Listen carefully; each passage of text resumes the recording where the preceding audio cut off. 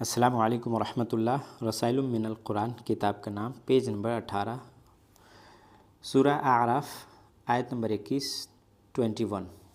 اعوذ باللہ من الشیطان الرجیم، بسم اللہ الرحمن الرحیم۔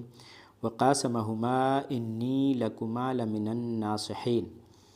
ترجمہ ہے، اور اس نے قسم کھا کر، یعنی ابلیس نے ان سے کہا، یعنی حضرت آدم اور حوا سے، کہ میں تمہارا سچا خیر خواہ ہوں۔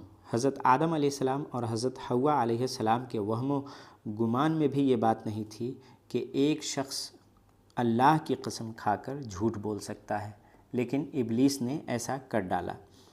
البتہ اس واقعہ میں نصیحت کی بات یہ ہے کہ اس نے دھوکہ دینے کے لیے چیزوں کے نام تبدیل کر دیے تھے، یعنی بدل دیے تھے۔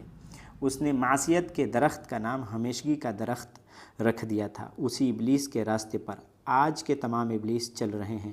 انہوں نے شراب کو روح کو فرحت بخشنے والا مشروب قرار دے ڈالا، عریانیت کو فیشن بنا ڈالا، ننگاپن کو، ننگائی کو، فحاشی کو تہذیب گردانا، زناکاری کو کھلے پن کی علامت قرار دے دیا۔ لہٰذا یاد رکھو، یہ نام چاہے جتنے بھی خوشنما رکھ لیں، اچھا رکھ لیں، ان کے دھوکے میں ہرگز ہرگز نہ آنا۔